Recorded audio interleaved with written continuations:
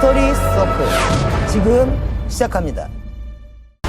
잠시 후 허드렛일부터 시작해서 개인적으로 운영하는 노래방 거기 카운터 알바도 보고 방송 최초로 공개되는 잘못된 신부모들의 충격적인 실태, 사용했네.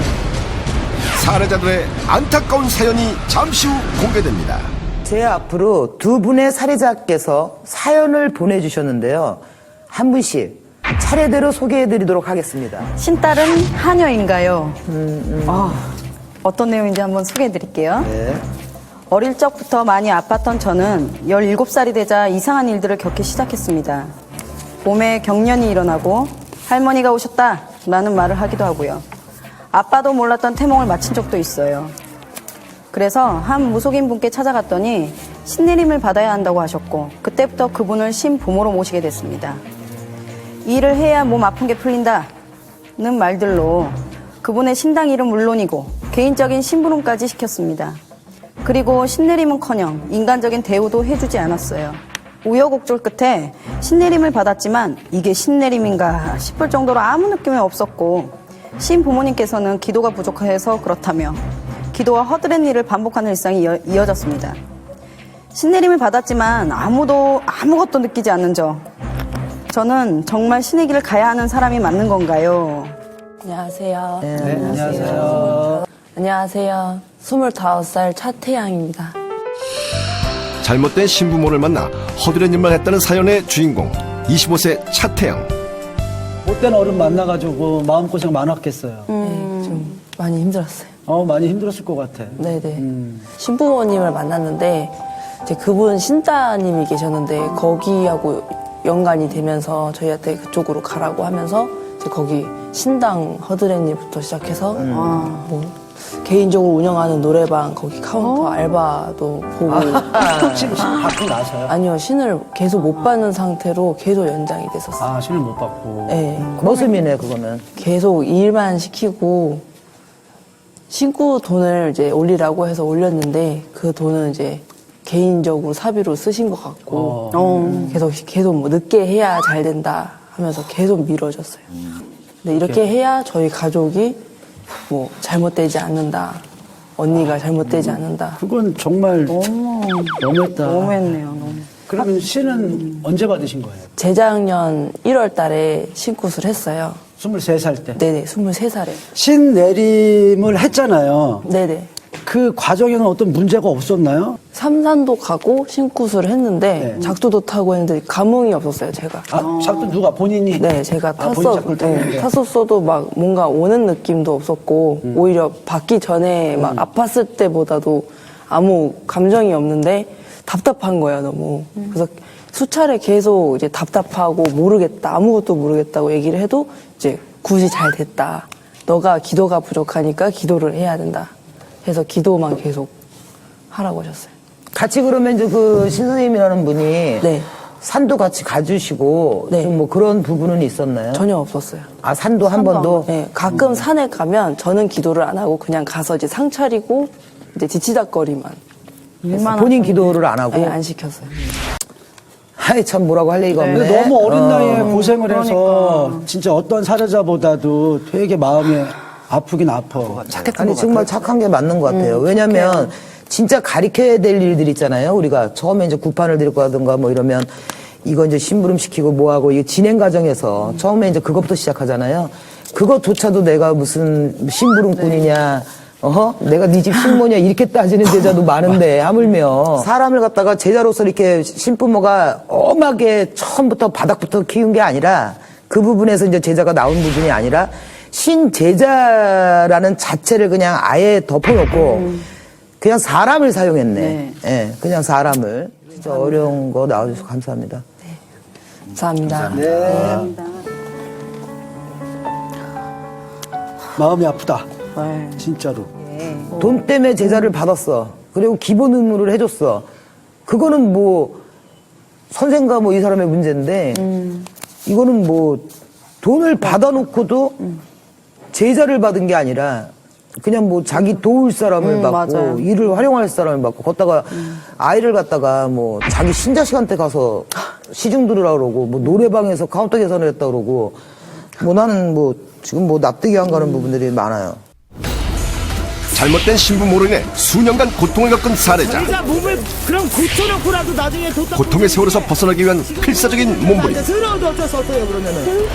과연 사례자의 고통은 막을 내릴 수 있을까? 11년 전 평범한 생활을 접고 무당의 길을 걷고 있는 제자입니다. 10여 년간 제자의 길을 잘 걷고 있던 제가 언제부터인가 잘 들어맞던 점사도 보이지 않고 몸도 아프고 화기노기가 자꾸 나기 시작해요. 절에서 기도를 해도 답답한 마음은 가시지를 않는데요.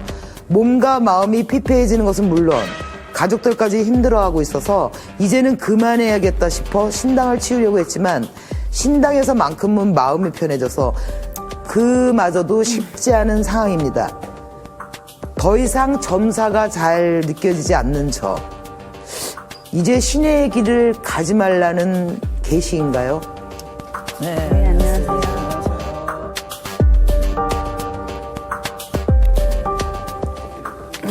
안녕하세요. 저는 무속인 길을 걷은 지 11년 된 55세 된 김종순입니다. 10여 년간 제자의 길을 걸어왔지만 작년부터 점사가 보이지 않아 고민하는 사연의 주인공 55세 김종순.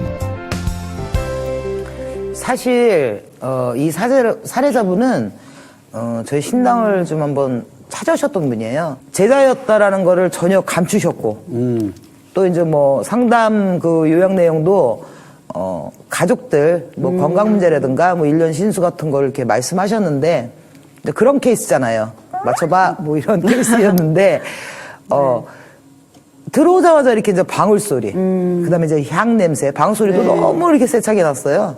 나왔고 자꾸 방울 소리가 왜 이렇게 세게 들리냐? 방울 소리만 들린다 너는 이제 계속 그런 식으로 했는데도 왜 들릴까요?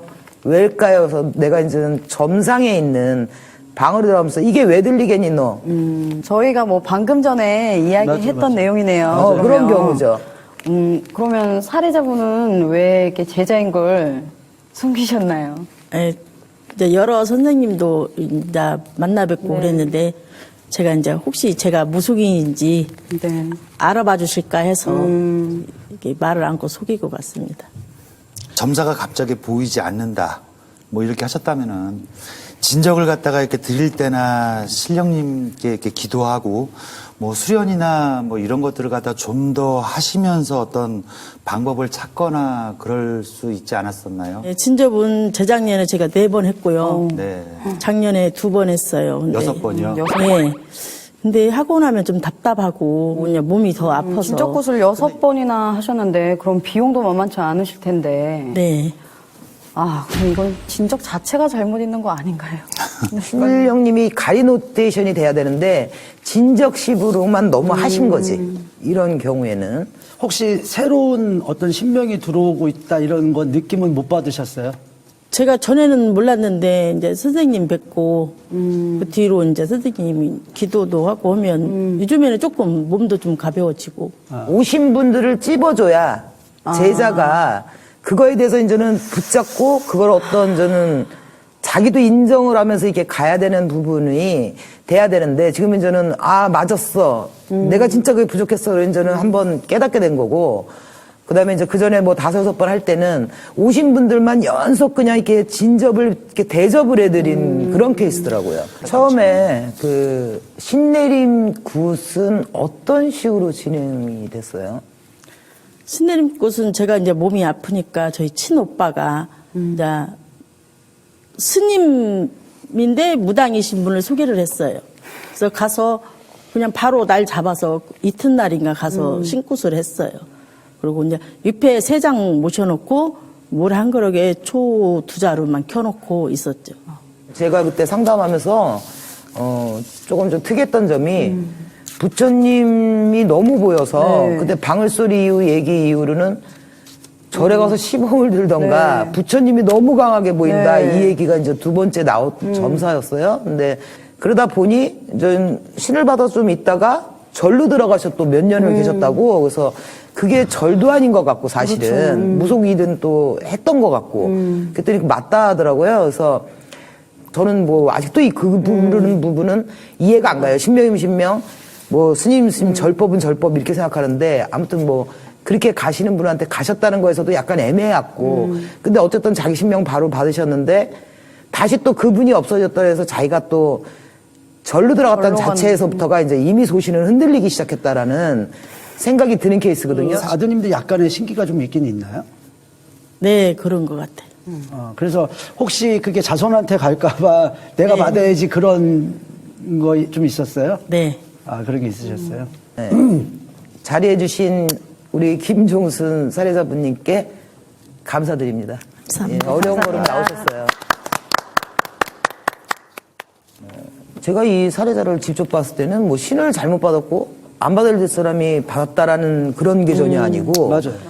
다른 분이 오셨는데 너무 이제 이 개인 성격도 있는 것 같아요. 네. 그분만 오로지 맨 처음에 불려준 그 신명만 오로지 그냥 붙잡고 그분만 그냥 바라보고 다른 신명에 대해서는 어떤 징후를 줘도 좀 고집 부린다고 할까? 좀 그런 부분도 좀 있었던 것 같고. 뭐가 크게 잘못된 신분은 아닌 것 같고요. 우리가 아까도 얘기했지만 신명이 바뀐다 그랬잖아요. 근데 네. 그 바뀌는 신명을 조금 잘 받아주시면 괜찮을 것 같아요. 점사를 볼 줄 안다고 해서 무조건 제자라고 말할 수는 없는 거죠. 그럼요. 그러니까 이제는 즉 의식을 치를 줄 알고 점사를 봐서 의식을 치를 줄 알고 이런 거를 이제는 무당 그다음에 이렇게 점만 보고 그냥 뭐 기륭화복만 가리고 이러는 거는 전백이라고 그러지 옛날에 전바치. 전바치. 예, 뭐 그런 표현을 하는데 올바른 이제 무당이 되기 위한 모든 거를 또 안내해주는 선생님, 인간의 길을 가르쳐주는 선생님, 재주를 가르치는 선생님은 필요하다고 봅니다. 네, 그 사례자에 대한 자세한 사연과 또 우리가 솔루션에 대한 전반적인 게 과정이 공개될 예정이니까 시청자 여러분들도 함께 지켜봐 주시길 바라겠습니다. 미스터리 서클 다음 주 이야기. 그들을 바른 길로 인도하기 위한 대표 무당들의 고군분투.